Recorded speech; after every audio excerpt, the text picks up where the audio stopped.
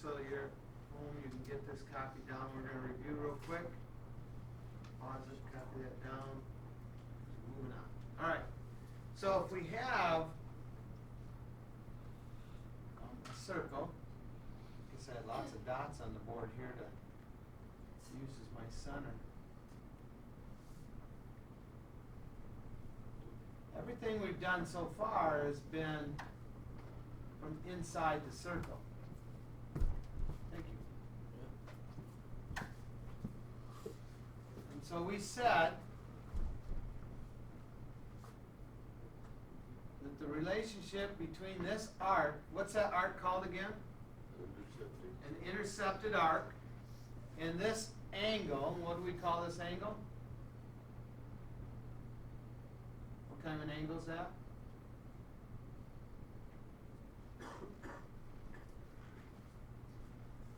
Where is it? Louder? In the circle. So it's an angle in the circle. What's it called? Inscribed. So it's an inscribed angle. So this, the blue angle here, the inscribed angle, and the green arc, the intercepted arc, have a relationship between them. Thomas, you've been gone a lot, so I'm going to pick on you. What is that relationship between this angle, let's call it angle 1, and that arc out there? We'll call it AB.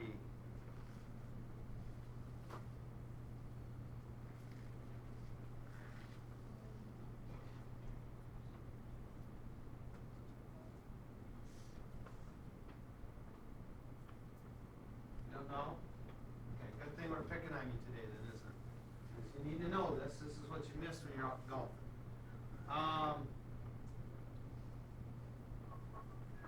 Sean, can you help me? What? Oh, come on. What's the relationship between angle 1 and this green arc AB?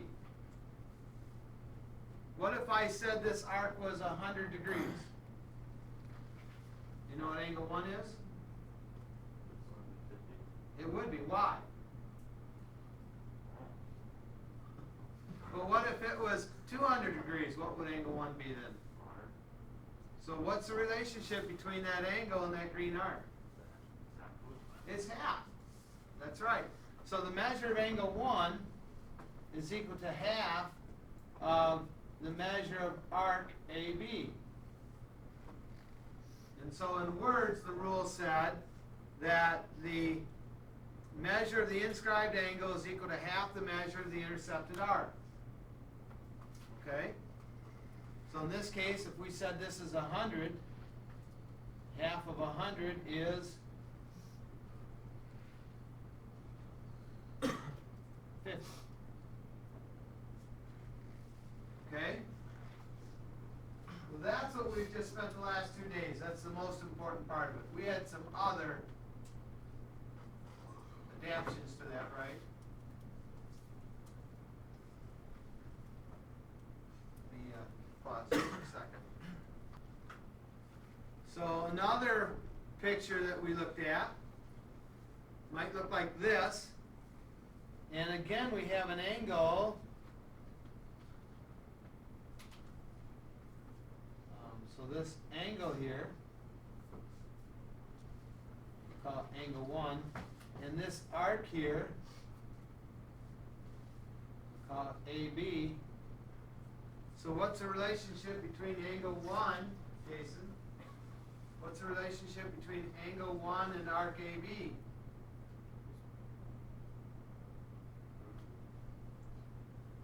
I think you do.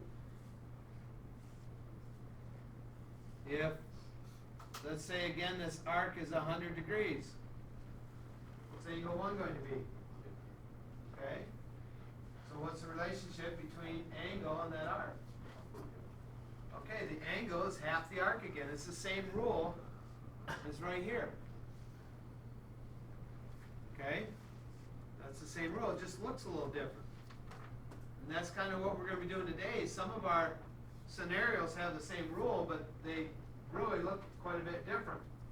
And so hopefully that we can point out, or I should say I can point out what's the difference between them, so that you can simplify it and say, really, there's only two scenarios. There's this one and there's this other one.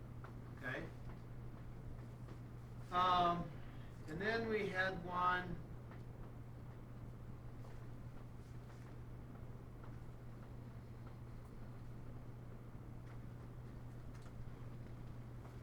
So what do I have drawn in this picture? I'll make the center bigger so you don't confuse it with all the other dots on the board. Some people pay big money to get background paper with a background like that on it.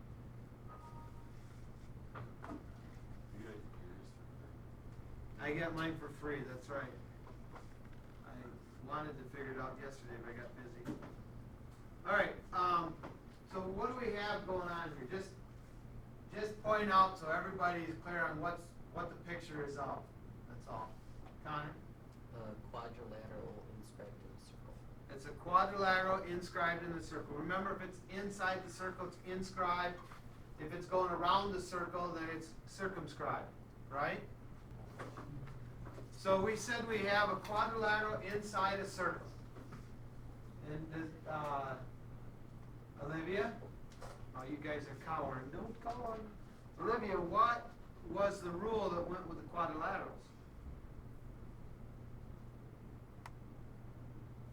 Remember? Okay. Well, what if I said this angle right here is 100 degrees? What does that tell me about this one?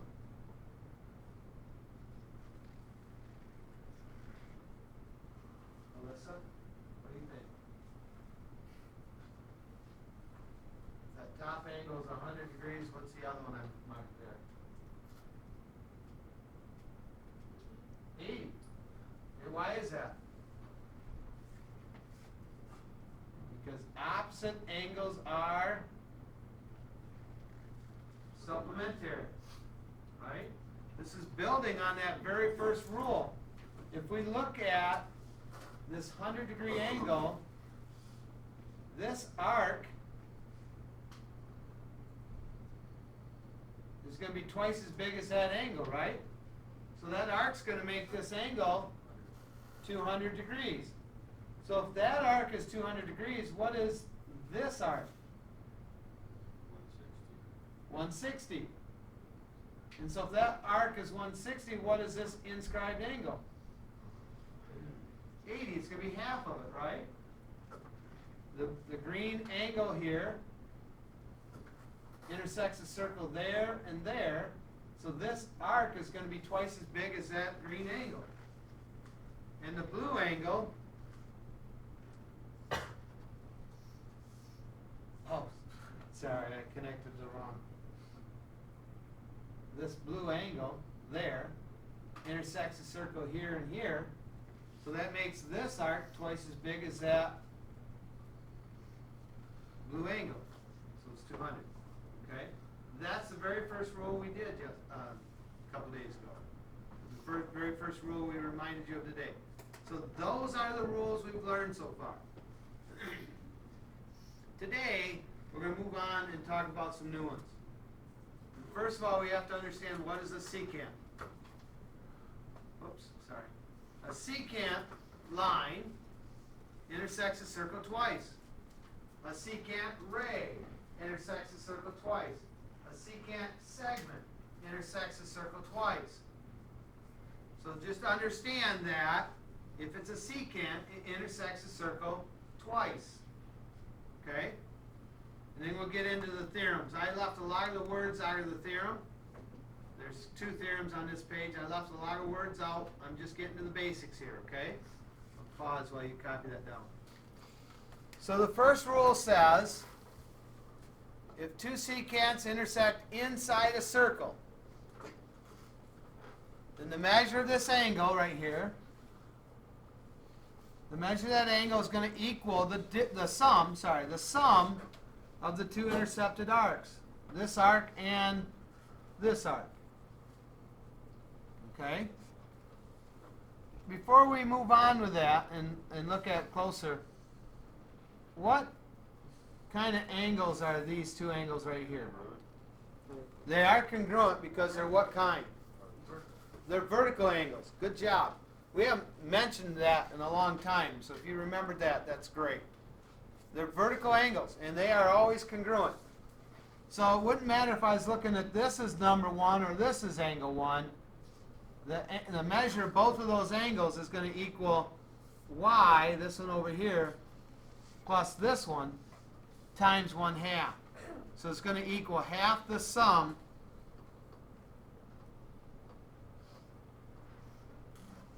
going to equal half the sum of the two intercepted arcs. Okay? And so if I call this angle 2, that's going to equal half the sum of these two intercepted arcs. Okay? That's the rule. And that's what you need to remember, okay? Make sure you identify the difference between what we're doing now and what we're about to do. Where did these two secants intersect? Inside the circle. Okay? That's the key. They intersected inside the circle. Because the rule we're going to learn for the next 3 pictures is this one. If the two lines intersect outside the circle. And notice it looks the same except for that. It's not the sum, it's the difference. Okay? So go ahead and copy that rule down, then I'll slide it back up so you can copy the 3 pictures that go with it. I'll pause while you do that. So there's 3 different pictures that go with this rule. The first one are 2 secants that meet outside the circle.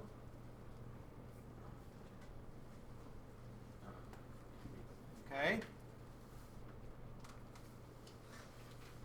And so we have the red arc and the blue arc.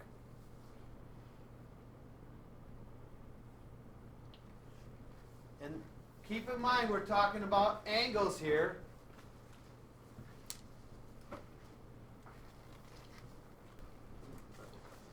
So the next one, what's the difference? Let me pause right here. Oh, you can't quite see it all. What's the difference between the second picture down here and this picture up here? They almost look exactly the same, but what's the difference between them? Yeah. One of the lines is outside of the circle. Okay, and so what kind of a line is this? It's a tangent. That's right. So in the first one we had 2 secants. In the second one we have a secant and a tangent, but what do they both have in common in those 2 pictures? They intersect outside the circle. That's exactly right. So they intersect outside the circle. Okay?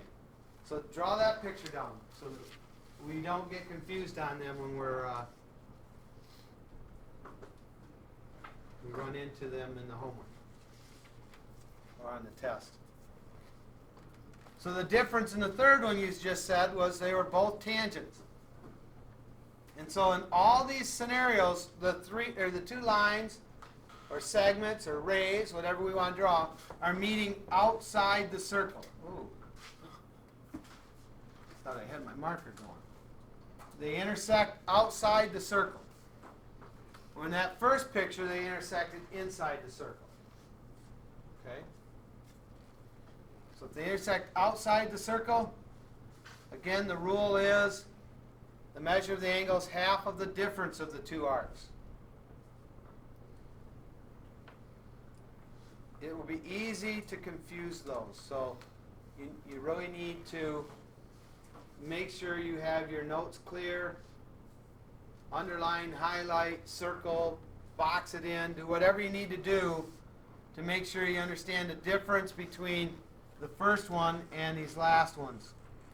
And these all meet outside the circle. So it's a minus sign. The first one met inside the circle. So it's a addition sign. Otherwise, the rule is exactly the same. Any questions on that? Okay, anybody not finished? Okay. 2 more theorems here. Well, 3 really. Yeah. The wording to this one, I didn't copy it down at all. As I told you, I put down the picture and the most important part of this. The wording this says something to the effect that the product of two segments that intersect the circle twice, the product of the two segments, actually it goes more like this. The product of two segments from a point to a circle is constant. And so they're saying, here's our point, and you see the circle, and so this segment to the circle and this segment to the circle, if I multiply that together, that will equal every other product from that point to the circle. So that means the distance from here to there and here to the circle. If I multiply them together, that will equal that same. If I drew another one in here and said, so the product from here to the circle and here to the circle would be equal also. Okay? That's what they're saying. Okay? But what's really important? I look at it kind of like a proportion, but instead of fractions, we made a product. We made multiply. So the distance here, A times B, is going to equal C times D. Okay? Anybody not copy that down yet? Anybody have questions on that yet? You might have more questions when we start the homework, but that's why I want to try to get through it quicker. Where's our point this time? Outside the circle. It looks a lot different, but it's still the same rule. The point is outside the circle. Copy it down, I'll pause, and then we'll talk about why it's the same. Okay. W is the distance from the point to the circle. Do you agree with that? The distance from that point to the other side of the circle is x plus w, isn't it? Or w plus x. So what we're doing here is we're saying w times x plus w is our product from the point to both sides of the circle. Okay? And then when we look at the other side, y is the distance from the point to the circle. And z plus y is this distance from the point all the way to the other side of the circle. Now they might give you the entire distance. They might give you only part of the distance. You'll have to find the other part of it. So a lot of the problems you'll be given enough information to solve for one of these unknowns. But you have to understand that you might have to set it up like we do here. Okay? All right, the last one.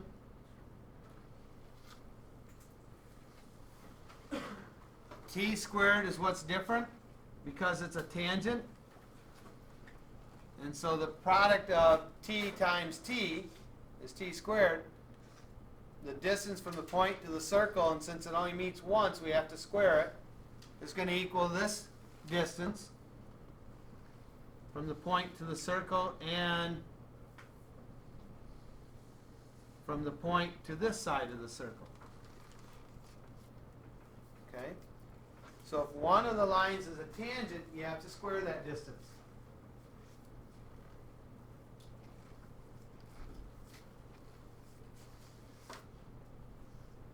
Now these three pictures look similar to the ones we just did with angles, didn't they? Very similar. But we're not talking about angles in these three. We're talking about segments, the length of segments. Okay? So we have some different relationships with the same pictures. That's why I emphasized earlier that we were looking at angles, because now we're looking at segments lengths. Okay, and when you do your homework, you need to look at, are they talking about the angles or the segments? And then go to the right part of your notes so you're looking at the right rules. Okay? Okay, Example.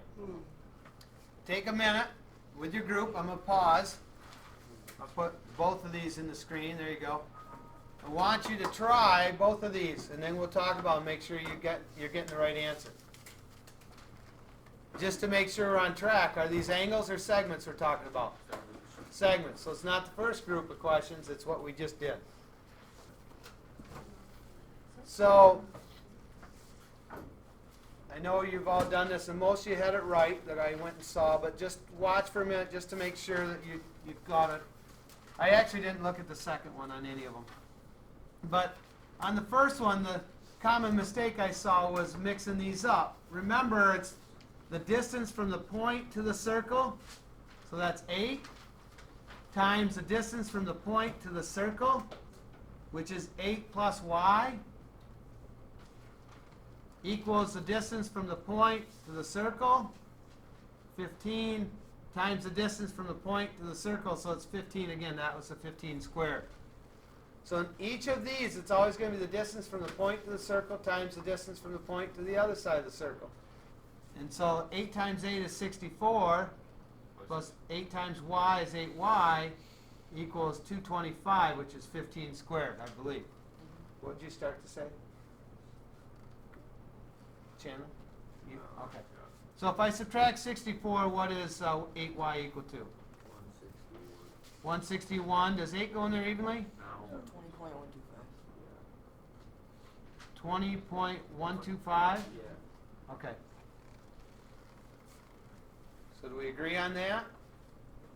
All right, now let's look at the second one real quick. This one's a little more direct. It's inside. So x times 5, so we'll say 5x, is equal to 3 times 7. So 5x equals 21. Divide by 5, x is equal to 4.22. Sorry. I was thinking 4 and 1/4, and I had the 4 caught in my head, but it's 1/5 because we're dividing by 5. All right. Any questions on either of those two? Okay. Then, again, there's your assignment. Make sure you let me know if you have questions. I'm going to try to upload this right away so I don't forget.